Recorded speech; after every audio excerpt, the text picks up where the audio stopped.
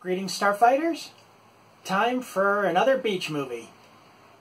Yeah, I know. You're probably surprised given just the practical meltdown I had over the last one, but, there's only 2 movies left in this set, and I'm actually genuinely excited about seeing the first movie for the Season 3 set, so I am going to soldier on.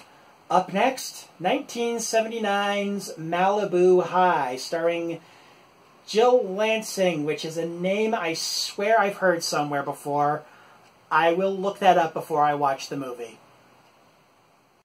And just to follow that last point in the video up, I don't know why the name Jill Lansing was familiar to me, because it turns out this was her only movie. Apparently the defense lawyer for the Menendez brothers, if you remember that particular famous trial from the 90s, was named Jill Lansing, but I don't think it's the same person. Anyway, Malibu High. Plot summary courtesy of IMDb. I actually did manage to find a more detailed summary than this one, the kind I'd been looking for all season, but, honestly, I feel if I used that one, a lot of what I say about the movie would be rather pointless. I kind of accidentally spoiled myself and knew how it ended beforehand, and let's just say that didn't do the movie any favors. Anyway, said plot summary. When a high school senior is dumped by her boyfriend, her grades fall drastically. To avoid failing, she begins seducing her male teachers. Thus begins her downward spiral into drug addiction and prostitution, and ultimately assassinations for a kingpin mob boss. We enter the world of 70s grindhouse cinema with this one, so that means I needed to approach this movie with a different mindset than I have the previous films in this and the other set I've done so far. The fact is, this was just a wildly different era of filmmaking. There's just something about a 70s movie, you know it was made in the 70s. Yeah, you could say that about any decade of film, really. And, you could also look at the production date, but for the 70s it's even more true, especially when you go outside the mainstream. Some more modern movies made since 2000 have tried to capture the feel of the 70s grindhouse films to varying degrees of success, but even the good ones, like, say, Robert Rodriguez's Planet Terror, for one example, are still very clearly made in the era of digital cinema, and that's even before you see the contemporary actors in them, like Rose McGowan or Bruce Willis, the latter of whom hadn't started acting yet when the 70s grindhouse thing was big, at least I don't think he was, and the former having not been born yet. The former is also an awful turf, but I'll be honest, I can't remember off the top of my head who else was in Planet Terror, even though I liked it, which is weird that I wouldn't remember. Oh yeah, Jeff Fahey was in it too, yeah.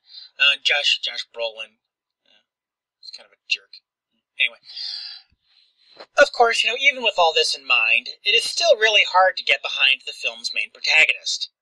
In the first 3 minutes we spend with her, she is really rude to her mom, and to her best friend who gave her a ride to school.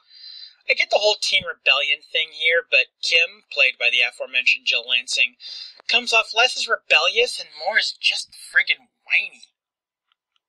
Now, to a certain extent, I can empathize. When you're a teenager, lots of things that really aren't that bad feel like the end of the world. But the combination of the actress not looking like a teenager, more on that later, and the extent to which she pushes people's buttons who have nothing to do with her situation, make it next to impossible to take her side. And yes, I'm aware it gets worse later. I read the plot summary too. But stick with me here.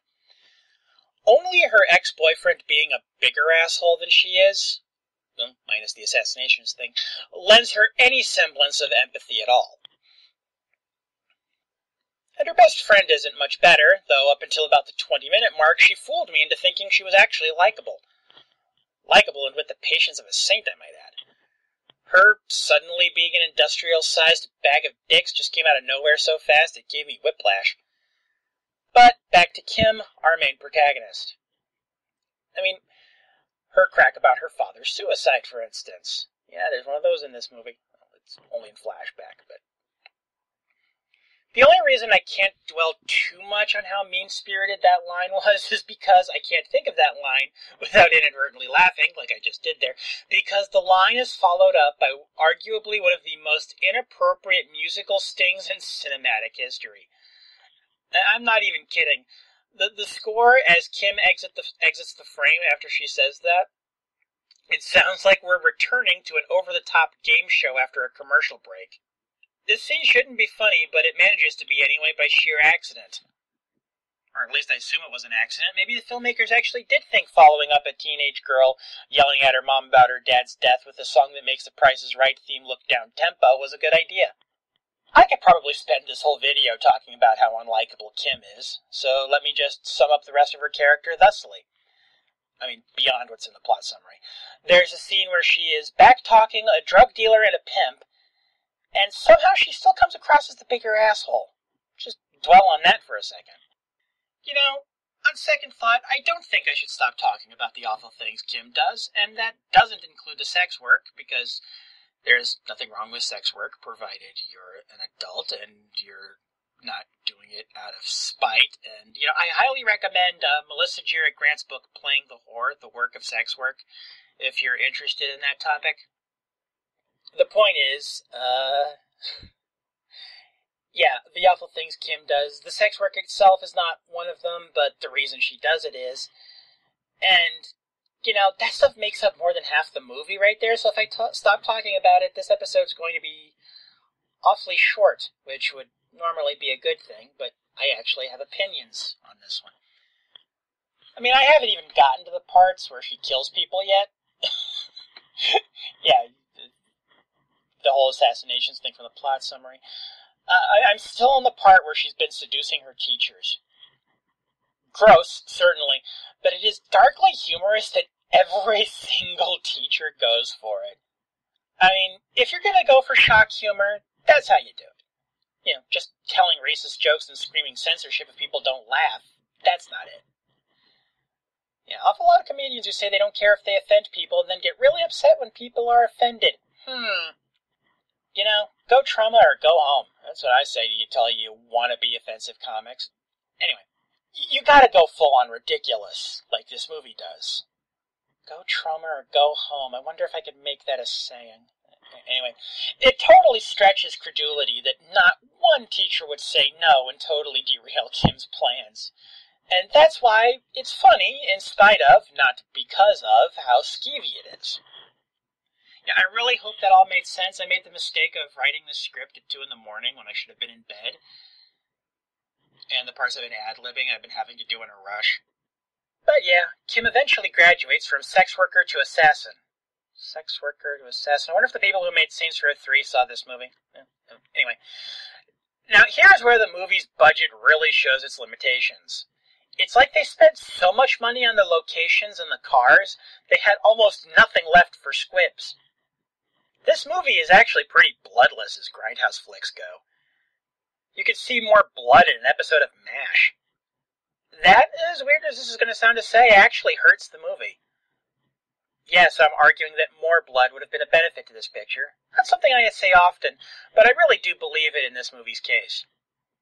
Although I suppose that wouldn't be too surprising to longtime viewers of this show, because I think I've mentioned before that I'm kind of a fan of the slasher horror movies. The slasher horror movies of like the 80s and say maybe early 90s. Back before they decided that the only way these kinds of movies could be acceptable is if they made every single one of the killer's victims an unlikable asshole, which really defeats the purpose. Because, I mean, when you're watching these movies, you kind of want to have a character to latch onto to hope that they're the one that makes it. I'm getting sidetracked. As to the ending of Malibu High, I've taken it on a case-by-case basis when it comes to spoiling the ends of these movies, which I probably should have a set rule about that. Actually, there are a lot of things about this show that I should be consistent with, but I guess that just wouldn't be my style, would it? You know, if the movie is particularly atrocious, I may spoil it out of pure spite in the hopes of saving my viewers about 90 minutes of their life. With Malibu High, I find myself a little uncertain how to proceed. I mean, given the plot summary and the genre, I imagine a lot of you can guess. And if you happen to have seen the movie already, you already know. But if you don't, you probably don't want to know. Unless you don't want to see it. Or maybe you're one of those people that doesn't care about spoilers at all. I know people like that. Hell, I know some people who actively seek them out. I think what I'll do is save the ending for after the random thoughts and the final verdict sections. Speaking of, random thoughts I had while watching the movie. The opening song isn't great, but the guitar work is pretty catchy. With better lyrics, this might have gotten some radio airplay back then. Not a lot, though. Not one of the big hits. More like one of those deep cuts that you might forget about until they show up in an infomercial for one of those compilation albums. Do they still do those infomercials? You know, it's like songs of the 70s, songs of the 80s, Celtic Romance, or Pure Moods Volume 1. Yeah, there's a deep cut. Yeah. Only 90s kids remember Pure Moods Volume 1. The time to tits counter is 3 minutes, 9 seconds. And a character who is only 18. Fortunately for this movie, Dawson casting is in full effect here. It is just impossible for me to buy this character as younger than mid-20s at the youngest. So, points over love lines on that one, I guess. And it's not just her either. I don't think any of these teenagers in this movie were getting carded if they went out for drinks after filming. And, okay, yes, I know. 18 is a legal adult, but yeah, that's still really young, and guys, I'm 36, okay? I know there's no hard and fast rule about this, but one thing I heard that I think really works, the whole, the youngest someone you can date, or at least be attracted to, and not have it be creepy, is it's about half your age plus 7 years. So, 36, half of that is 18, half of that would be 18, but you add the 7, that brings you up to 25. A 36-year-old and a 25-year-old? That's not unreasonable. I'd prefer someone closer to my own age. Wow, we are getting way off topic here. Let's get back to the movie. Another random thought. This is something that goes into the category of thing that probably only bothers me and shouldn't be used as an objective critique of the film. Not that I do those anyway, but I digress. But who the hell wears socks without shoes on a dance floor? Seriously, who does that? Out of nowhere, the film is shot and scored like a horror movie for a sequence that lasts about 10 seconds. This is the flashback sequence that I mentioned earlier, and it's like, yes, when you're going to do a flashback, there should be something to clearly show the audience that this sequence is not taking place in the main timeline of the film, but you gotta make it a little less jarring is all I'm getting at. Going back to the score for a second, I swear that parts of it feel like those scenes in old educational shorts. They're the kind that MST3K or Isle of Rangoon would riff on, where the camera would focus in on something the viewer was supposed to find important. Except here it's used as transitional music. It's really jarring, to use that word again. I think this may be the most distracting film score since Lurkers way back in Season 1. It is a better soundtrack than Lurkers, though, I'll give it that. For some reason, the copy of this movie on the Mill Creek set abruptly cuts out just as the credits are ending. Nothing is lost near as I can tell, it's just really awkward. And last random thought, for a movie that's included in a set of beach movies, there's surprisingly little beach in it. 4 scenes tops, including the ending. Final verdict. Well, the pacing of this movie is better than The Beach Girls.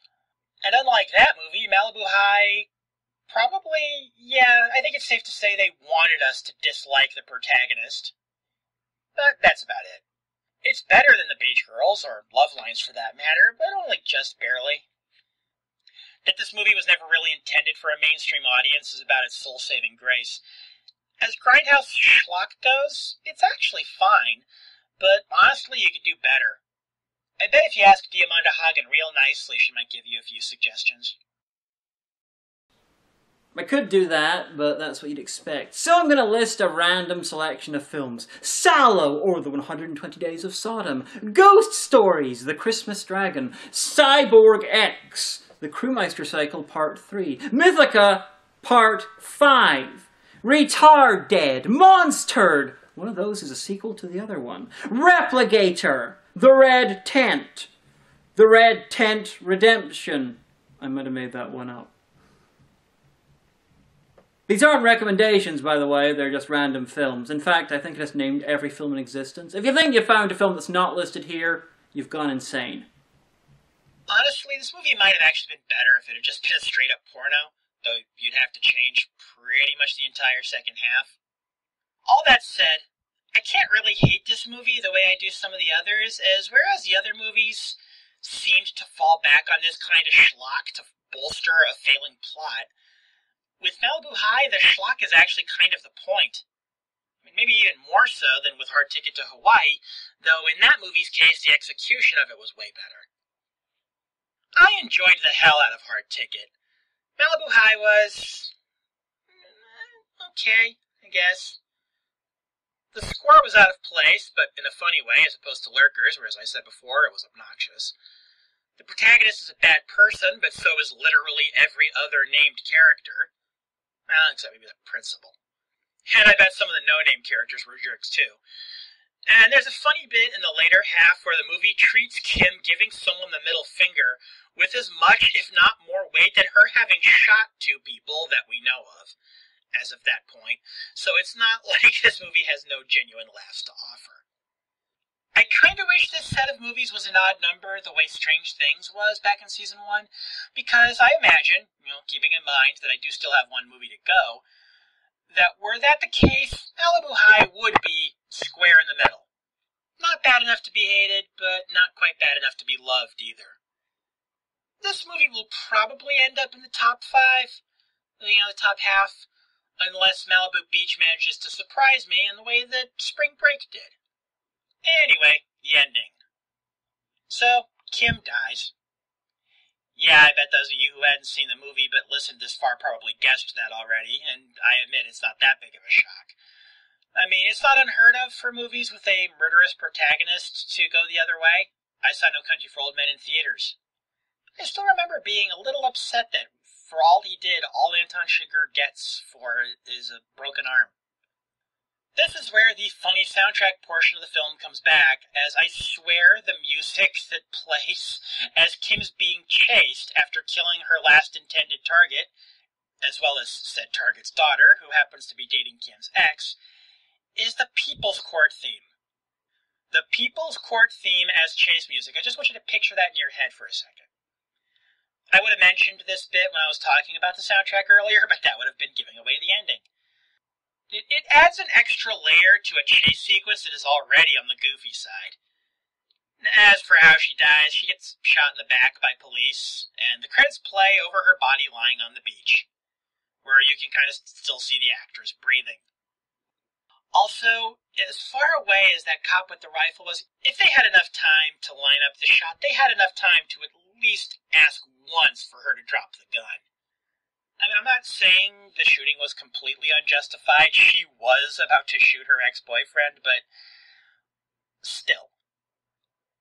Also, speaking of the ex-boyfriend, it's like, dude, what in your head made you think it was a good idea to tell a woman who had already killed 2 people that you know of, more than 2, but only the audience knows that, to call her a dumb broad?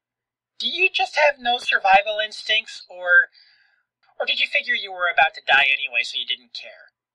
I mean, I suppose if it was that last one, that means you aren't dumb, but from where I was sitting, it looked pretty dumb.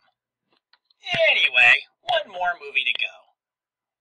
Malibu Beach from 1978, which will make this the oldest movie to be covered on this show until the first movie of the next season.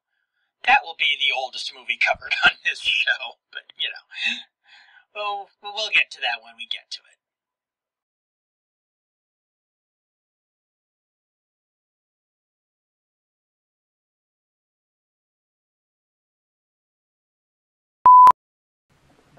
I think that was good. You think that's okay? Yeah, you got a whole bunch of good takes. I think I had bad takes, but Omega says they're good and she outranks me, so I hope that's good enough, Arkle. I thought marriage is meant to be a partnership. If she outranks you, I think you're doing it wrong. She says that all the time. She'll be like, "Oh, do you want this kind of rice or this kind of rice?" But you outrank me. I'm like, "It's just no, it's rice." But it's Arkle,